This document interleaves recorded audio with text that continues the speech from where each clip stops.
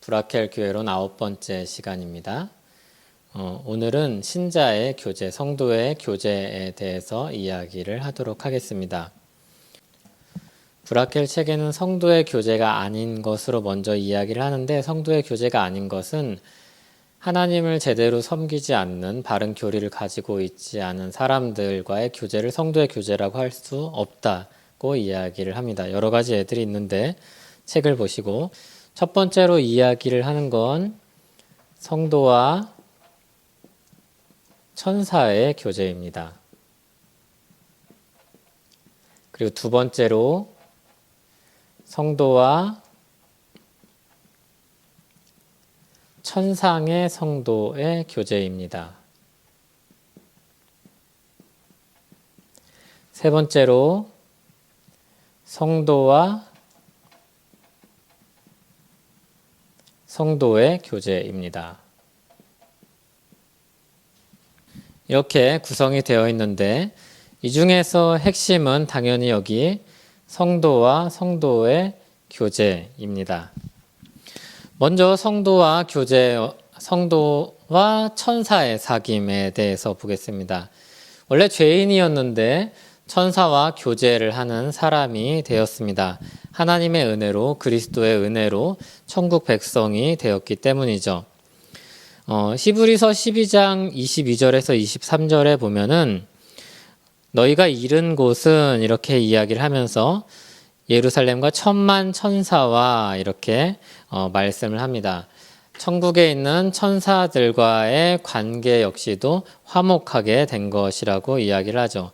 그 천사들은 하나님께 부름을 받아서 우리를 향해서 구원받은 상속자들을 보호하고 섬기는 목적을 가지고 있습니다. 그런데 이 148쪽에 보면 브라켈 목사님이 잘 지적하고 있는 것처럼 신자들은 천사들의 영광됨을 인정하고 사랑을 합니다. 하지만 천사들이 하나님을 사랑하기 때문인데, 마치 하나의 회중인 것처럼 천사들과 한 몸을 이루고 그들의 존재에 대해서 경외감을 가집니다. 하지만 그들을 신앙적으로 존경하거나 예배하지는 않는다고 이야기를 합니다. 그리고 신자와 이제 천상의 성도, 영화롭게 된 성도와의 교제입니다. 천상의 성도가 지상의 성도를 위해서 울부짖는다고 이야기합니다.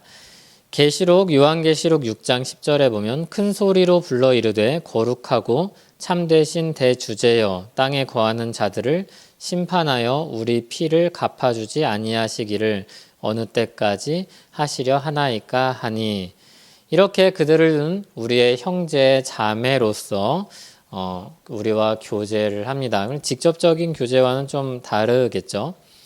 그렇지만 그들 역시 천사들과 같이 경배받을 지위에 있지는 않습니다. 그래서 신앙적인 존경을 표하거나 우리를 위해서 하나님께 그들에게 대신 기도해 달라고 우리는 요청하지 않습니다.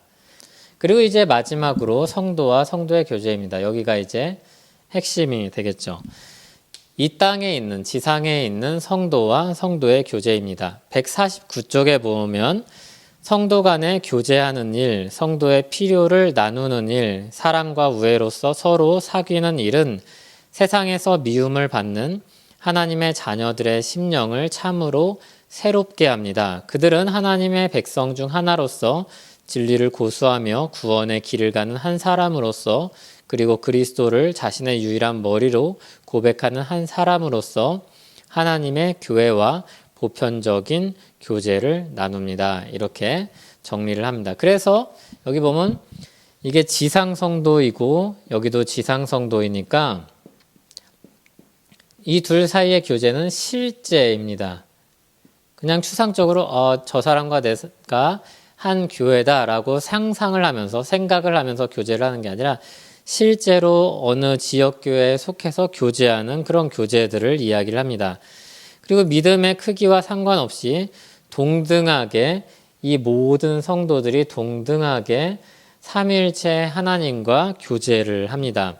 그리고 성도들끼리 교제를 합니다. 믿음의 차등에 따라서 다른 교제를 하는 게 아니라 모두 다 예수 그리스도 안에서 다 동등한 교제를 합니다. 이게 굉장히 중요한 전제이죠.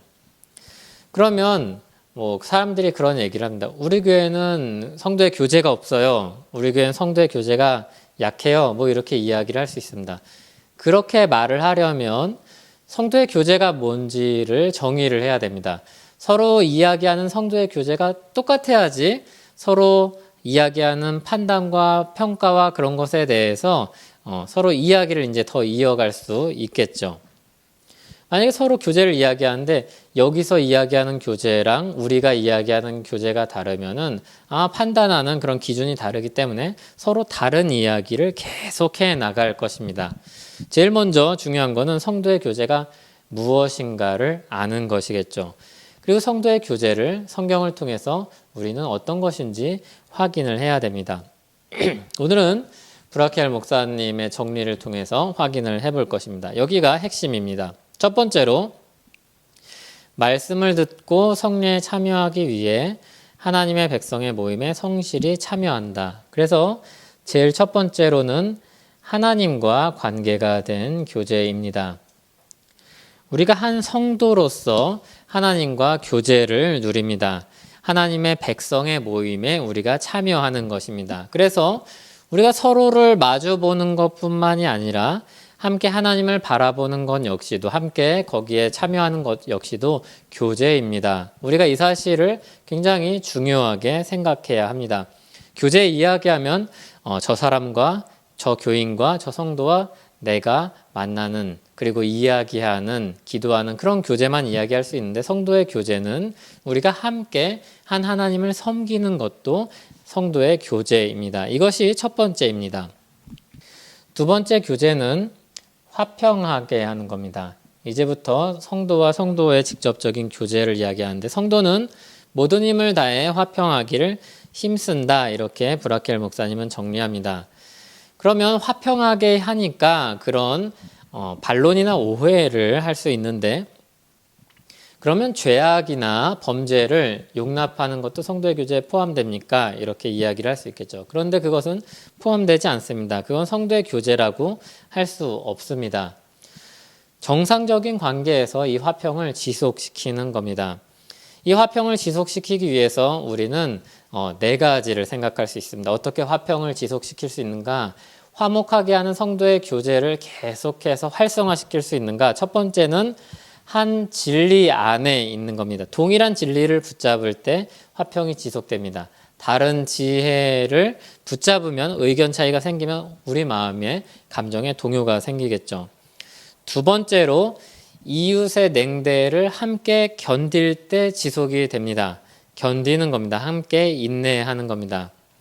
그리고 세 번째로 남을 높이고 겸손히 행할 때 화평이 지속이 됩니다.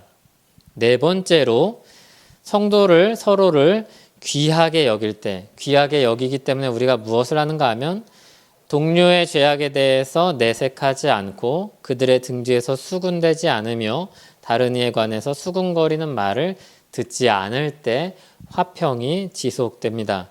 그리고 우리가 이야기하는 그런 전문용어로 뒷담화가 화평을 깨트리는 굉장히 주된 요소 중에 하나죠. 이게 두 번째 요소입니다. 성도의 교제에서 화평하게 하는 겁니다. 그럼 세 번째는 사랑입니다. 서로 사랑하는 겁니다. 서로 사랑. 사랑은 성도를 하나로 묶어줍니다. 사랑이신 하나님께서 우리의 영적인 근원이라면 우리 역시 사랑의 마음을 소유하고 그 사랑으로 함께 주님의 자녀들과 교제하게 될 것입니다. 요한일서 5장 1절은 예수께서 그리스도이심을 믿는 자마다 하나님께로부터 난 자니 또한 낳으신 이를 사랑하는 자마다 그에게서 난 자를 사랑하느니라 이렇게 말씀합니다. 이게 우리 안에 있는 성도의 교제입니다. 서로 사랑하는 것입니다. 그리고 네 번째로 본이 되는 겁니다. 네 번째 성도의 교제는 본이 되는 겁니다. 서로에게 선한 본이 되고 선한 행실로 서로의 본을 따름으로 우리는 교제합니다. 본이 되는 행실은 다른 이들의 마음을 끌어당기는데 놀라울 정도로 효과적이다. 이렇게 브라켈 목사님이 말합니다. 베드로전서 2장 21절을 읽어드리겠습니다. 이를 위하여 너희가 부르심을 받았으니 그리스도도 너희를 위하여 고난을 받으사 너희에게 본을 끼쳐 그 자취를 따라오게 하려 하셨느니라. 예수 그리스도께서 우리의 첫 번째 본이 되셨고 그 뒤를 따라서 믿음의 선배들이 본이 되었습니다.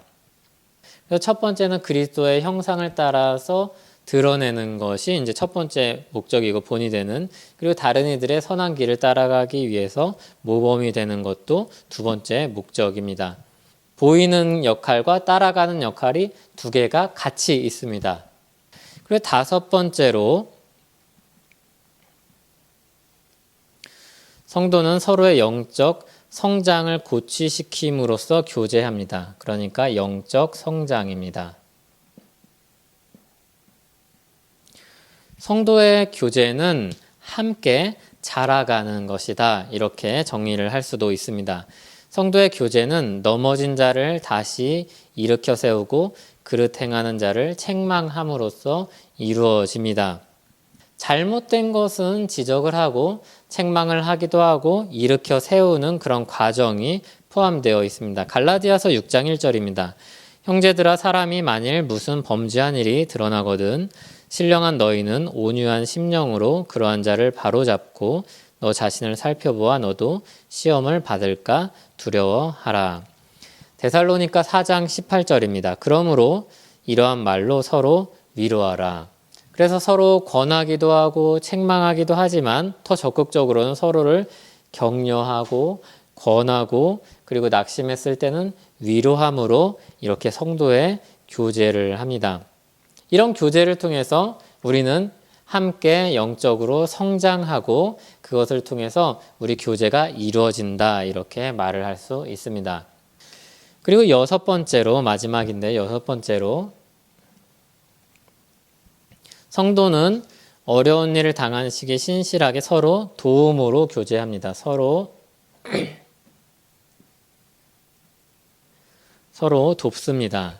그래서 이 도움은 굉장히 다양한 것들이 있겠죠. 조언이나 또는 비방을 받을 때 그의 명성, 이름, 명예를 보호한다든지, 아픈 자를 문안한다든지, 가난한 자를 돕는다든지, 사랑과 긍휼과 성실로 서로의 필요를 채워준다든지 이러한 것들이 있을 것입니다. 주님이 심판날에 공개적으로 칭찬하실 것을 우리는 기대합니다. 그러면서 분명 우리가 그날의 칭송 듣기를 원한다면 분명 지금 이러한 일을 실천해야 할 것이다고 말합니다. 이렇게 성도의 교제는 하나님을 함께 바라보고 섬기는 것, 그리고 서로의 화평을 이루는 것, 그리고 서로 사랑하는 것, 그리고 서로에게 본이 되고 본을 쫓아가는 것, 그리고 함께 그렇게 해서 자라나는 것, 그리고 서로의 필요를 채워주면서 서로 돕는 것, 이 모두를 성도와의 교제라고 할 수 있습니다. 그래서 우리가 성도의 교제가 필요하다, 아니면 우리가 성도의 교제를 더 힘써야겠다라고 말을 할 때는 이것을 염두하고 있어야 됩니다. 그리고 이제 반론에 대해서 이야기를 하는데, 성도와 교제를 한다면 우리가 가지고 있는 것들을 나눠야 되지 않겠는가? 그게 성경에 나온 그런 역사이며 성경에서 우리에게 가르쳐주고 있는 것이 아닌가라고 말을 할 수 있습니다. 그러나 여기선 잘못된 일반화에 대해서 경계를 하고 가르쳐줍니다. 먼저 신자는 반드시 세상의 모든 것들을 통용해야 하는가 이렇게 말을 할 수 있겠죠. 그런데 브라켈 목사님이 이걸 뭐라고 이야기하냐면 게을러서 일하지 않는 자들의 오해이며 앞서 나간 생각이다 이렇게 말하죠. 신자들은 자신의 소유를 통해서 자기가 가지고 있는 것을 통해서 다른 사람들을 섬겨야 하지만 모든 사람은 자신의 재산을 소유하고 관리해야 된다고 이야기합니다. 균형을 잡고 있어야 하죠. 그래서 그런 안 좋은 예들을 여러 가지 제시를 하는데 그 중에서도 우리가 좀 주목해서 봐야 될 것은 성경의 예입니다. 사도시대에도 성경에 나오는 시대에도 부자가 있었고 가난한 자가 있었습니다. 그리고 모든 재산을 만약에 통용한다면, 모든 재산을 공유한다면 서로 돕고 섬기는 일은 필요가 없을 것입니다. 중단될 것입니다. 그리고 베풀기를 권면하는 말씀이 있기 때문에 이런 것들은 논리적으로도 맞지 않습니다. 그러므로 내가 가지고 있는 재산을 다른 사람들에게 다 팔아서 나눠주지 않았다고 해서 죄책감을 가질 필요는 없습니다. 그것을 잘 관리해서 지속적으로 선용할 수 있도록 힘써야 하죠. 우리는 공산주의가 아니라 우리는 사랑주의입니다. 지금은 우리에게 맡겨진 것들을 청지기처럼 잘 관리하면서 그것을 선용하는 방식으로 쓰는 것이 옳습니다. 이런 이야기를 할 수 있죠. 초대교회 때 그럼 모든 것을 통용하지 않았는가? 게다가 아나니아와 삽비라는 내놓지 않아서 죽지 않았는가? 얘기를 할 수 있죠. 하지만 앞서 말한 대로 기본적인 원리는 초대교회에서도 모든 사람이 자기의 재산을 소유하고 관리했다는 것을 우리가 기억해야 합니다. 그리고 이 말씀, 초대교회 때 사도행전에 나오는 말씀은 수많은 이방인 무리가 예루살렘에 기거했던 아주 특별한 상황이었습니다. 그러니까 성급한 일반화의 오류에 빠지는 거죠. 모든 교회의 표준이 될 수 없습니다. 그들이 믿고 고향으로 돌아가지 않고 남아있던 사람들, 함께 예배하던 사람들, 그리고 여러 가지 박해나 문제로 인해서 함께했던 사람들을 도왔던 것이죠. 좋은 것이죠. 좋은 모범이죠. 하지만 우리의 표준은 아니라는 겁니다. 또한 아나니아와 삽비라의 형벌은 재물을 나누지 않은 것이 문제가 아니라 거짓말을 하고 정직하지 않았기 때문입니다. 두 번째 반론입니다. 신자들은 소유하고 있는 것을 팔아서 나눠야 되지 않겠는가? 예수님도 그렇게 말씀을 하지 않으셨는가? 예수님이 제자들을 보내실 때, 그리고 예수님이 가르치실 때, 한 청년이 찾아왔을 때 그런 말씀을 하지 않으셨는가? 이렇게 말할 수 있습니다. 마태복음 10장 9절을 보면 예수님께서 복음을 전파하실 때 제자들을 보내주시면서 특별한 명령을 주십니다. 근데 그때는 주님께서 그들을 특별히 돌보신다. 그리고 그 이후 주님이 하늘로 올라가셨을 때에도 그들을 돌보시기 때문에 주님을 신뢰하면서 사역하라는 가르침을 주시기 위해 주신 명령이었습니다. 그러니까 특별한 의도가 있는 말씀이죠. 그래서 모든 신자에게 이것을 적용하는 것은 무리가 있습니다. 또 모든 시대 목회자들에게도 해당하지 않습니다.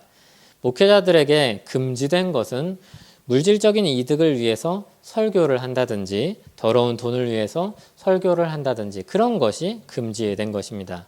또 마태복음 19장 21절에 보면 젊은 부자 청년이 찾아오죠. 그때 예수님이 그런 이야기를 하죠. 근데 이 부분은 자신의 비참함과 소유한 물질의 우상됨을 일깨우시기 위해서 하신 말씀입니다. 특정한 상황에 특별한 의도로 주신 명령입니다. 그래서 모든 다양한 상황 속에 있는 신자들을 향해서 이 모든 사람을 위한 규범이 될 수는 없는 것입니다. 그리고 마지막으로 브라켈 목사님이 매 장을 마칠 때마다 권면하듯이 여기서도 성도가 교제하는 복된 교회에 대해서 권면을 합니다. 158쪽을 인용해서 읽어드리겠습니다. 누구든지 그와 같은 교제가 이루어지는 교회가 참으로 복되다는 사실에 동의할 것이며 그렇게 행하는 이들을 칭송할 것입니다. 참된 신자라면 교제하는 데 태만한 것이 부끄러운 일임을 확신할 것입니다. 그러므로 모든 성도가 열의를 다하여 교제하는 일에 고무되기를 바랍니다. 이렇게 권면을 합니다. 그러면서 5가지를 이야기합니다. 첫 번째, 우리는 빛을 비추는 교회다. 성도의 교제를 통해서 이 세상에 빛을 비추는 교회다. 이것을 먼저 이야기를 합니다. 그리고 두 번째로 각 사람을 세우는 교회다. 우리는 각 사람을 세우는 교회다. 성도의 교제를 통해서 우리는 각 사람을 세운다. 그리고 그것을 통해서 사람들이 우리 안에 있는 사랑을 보고서 올 것이다. 이렇게 말을 하죠. 세 번째로 사랑의 경험이 우리에게 힘을 준다. 기쁨과 연합을 불러일으킨다고 이야기를 합니다. 교회 안에 이러한 사랑의 교제가 있다면 서로에게 힘이 되겠죠. 한 주간 동안 힘들고 지쳤다가도 주일에 와서 지금은 모이지 못해서 참 어려운 시기를 보내고 있는데 사랑과 화평으로 심령이 새롭게 되고 세상에 속한 사람들의 사랑이 없음을 견뎌낼 것이다 라고 이야기합니다. 또한 박해가 있어도 그것을 인내할 수 있을 것이다 고 이야기합니다. 그리고 네 번째로 주님께서 그런 회중에게 복락을 넘치도록 부어주실 것이다 이야기합니다. 천상의 복락으로 채워주실 것이다 이렇게 권면을 하면서 성도의 교제를 힘쓰라고 응원하고 격려합니다. 마지막으로 다섯 번째로 기쁜 음성으로 선포하시는 그분의 말씀을 듣게 될 날을 바라보라고 합니다. 주님께서 칭찬하실 날, 우리 이와 같은 성도의 교제를 힘쓰므로 하나님을 함께 섬기고 함께 자라나고 함께 하나님께 나아가고 하나님의 그 위대하심과 사랑을 드러낼 때 그런 삶들을 하나님께서 장차 칭찬하실 그 날을 바라보라고 말씀합니다.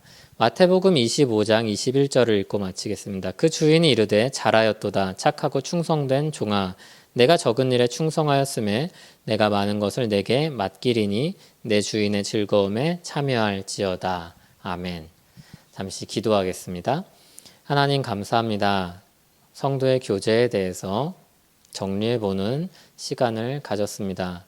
또 이것이 우리에게 얼마나 주신 아름다운 풍성한 복인지 살펴보았습니다.